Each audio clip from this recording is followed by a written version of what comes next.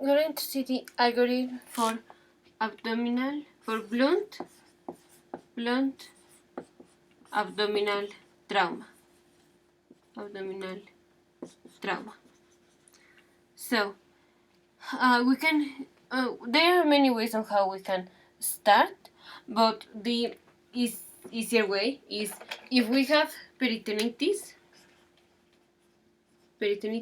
then directly to exploratory laparotomy. It doesn't matter if the patient is hemodynamically stable or unstable. Now, next step, no peritonitis. So, here the, let's say, first step is there peritonitis? Decision in a diamond? Yes. So, laparotomy. Now, there are no peritonitis. Alright, so let's see the hemodynamical stability of the patient. Is the patient hemodynamically stable? And this is another question that we need to ask, so I put it on a diamond. Let's say no, the patient is unstable. No, so it is unstable. So if the patient is unstable, we will do a fast exam, or well, it will depend. A fast exam, and if in the fast exam we find fluid, so fast, and now is there fluid? If there is fluid, then we go to the laparotomy, the same way that if we would have find a peritonitis. Now, if we don't find fluid on the abdominal cavity or in the peritoneum, so no fluid. No fluid. Here. No fluid.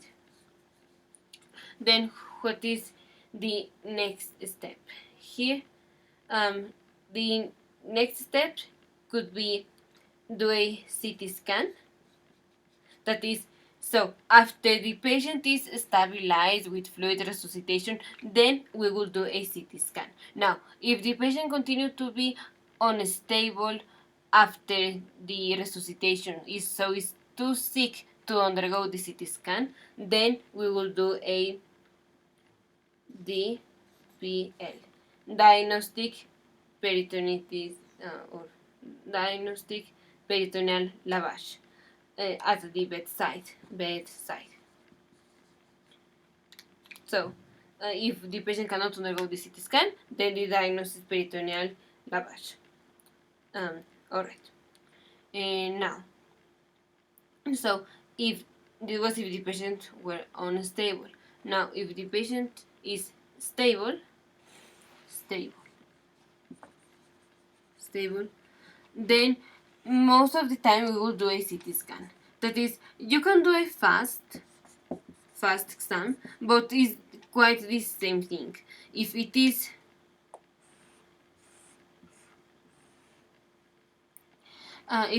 positive, we will consider a CT scan of the abdomen and pelvis. If it is negative or inconclusive, we will consider a CT scan of the abdomen and pelvis, or serial abdominal examination, depending on the suspicion. But at the end, it is the same CT scan, so I will put it as CT scan. If it is stable, then we do a CT scan.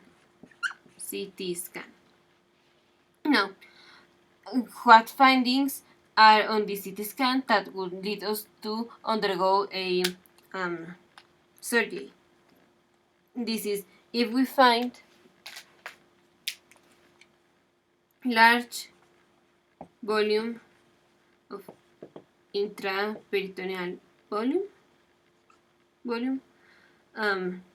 that is, it could be quite the same thing that in a fast that we find this large intra-abdominal volume.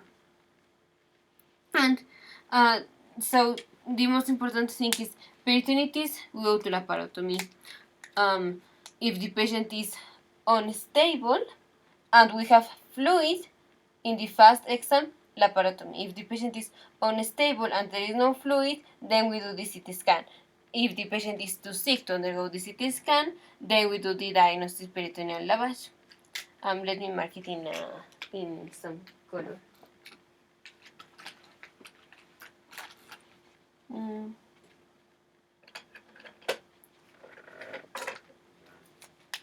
So, a CT scan or a diagnostic peritoneal lavage. Now, if the patient is stable, we will do a CT scan. It doesn't matter very much if we find a positive intra-abdominal peritoneal fluid in the first.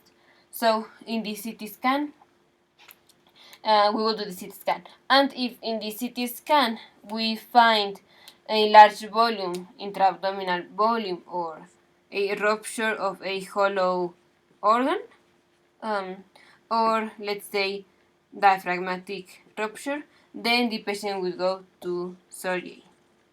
And this is the algorithm for blunt abdominal trauma.